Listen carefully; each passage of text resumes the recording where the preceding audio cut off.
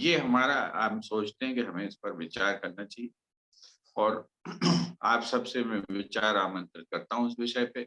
आप सबका स्वागत करता हूँ। सुभाष बाथम जी का, दीपक का, अरविंद जी का, बाबू भाई का, खरे साहब का, हमारे मुकेश भाई का, सभी का मैं स्वागत करता हूँ।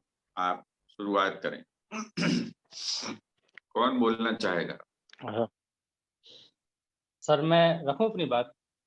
जी रखिए। सर मैं सभी साथियों को सादर प्रणाम, जय जगत।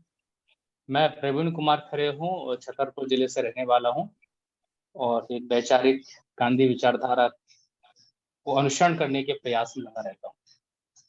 सर जैसा कि एक तरफ बात की जा रही है वर्तमान के समय में कि देश को सशक्त राष्ट्र बनाने का प्रस्तुतिकरण और समूचे वैश्विक स्तर पे भारत देश का प्रतिनिधित्व और उसकी संप्रभुता और उसकी एकता को प्रदर्शित करने का जो विषय चल रहा है, ये विषय जो बार बार आ रहे हैं कि हम खान पान के आधार पर, हम जीवन शैली के आधार पर, हम जाति धर्म मजहब के आधार पर और हम उनकी काम के आधार पर यदि लोगों को बांटने के यदि हम काम करने जा रहे हैं, तो निश्चित तौर पे एक मुखिया होने के नाते जो भी किसी प्रदेश का और देश का मुखिया होता है, उसकी राजनीतिक पृष्ठभूमि से ऊपर एक देश के प्रति कुछ प्रतिबद्धताएं भी होती है।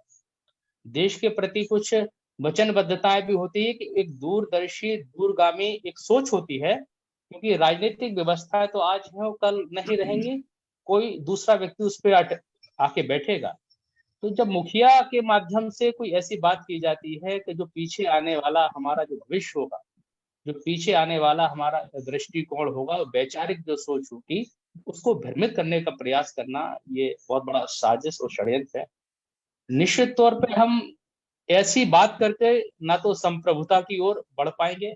हम आंकड़ों में प्रस्तुतिकरण जरूर कर सकते हैं, लेकिन आंकड़ों से को यदि जीवन शैली में यदि हम परिवर्तित नहीं कर पाए, लोगों की जीवन शैली में यदि हम सुधार नहीं कर पा रहे हैं, निश्चित तौर पर हम केवल एक सत्ता की लोलुपता को लेकर देश में षड्यंत्र रच रहे हैं। हम एक देश के अंदर कई राज्य तो हैं, एक देश के अंदर कई विचारधाराएं तो हैं, एक देश के अंदर कई जातियां तो हैं, कई धर्म हैं, कई वर्ण हैं, कई पंथ हैं, लेकिन इनके अलावा भी हम उनको और छोटे टुकड़े में भी बांटने का काम कर रहे हैं।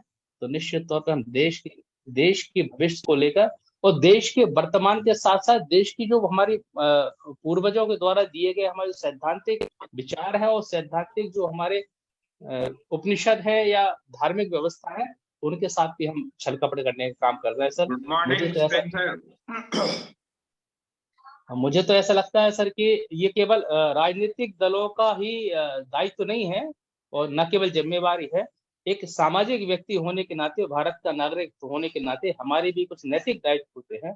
इसकी रक्षा सुरक्षा, इसका आगे की ओर इसको बढ़ाने का, नई पीढ़ी को हम क्या सौंप के जा रहे हैं, ये हमारा दायित्व होता है। हमारा जन्म लेते ही, जब हम जन्म लेते ही हमारे नैतिक दायित्व सुनिश्चित हो जाते हैं, जिसमें हमारे साथ साथ हमारे पड़ोस में रहने वाले लोग, दो घर इस तरफ की जवाबदारी हमारी सुनिश्चित हो जाती है। तो निश्चित तौर पर हमें जाति धर्म मजहब और राजनीतिक सोच तो होती है, क्योंकि राजनीतिक सोच प्रतिनिधित्व करती है एक विचारधारा का, एक व्यक्ति के कल्याण के लिए अपना प्रस्तुतिकरण करती है। लेकिन राजनीतिक व्यक्ति के साथ होने से पहले हम एक सामाजिक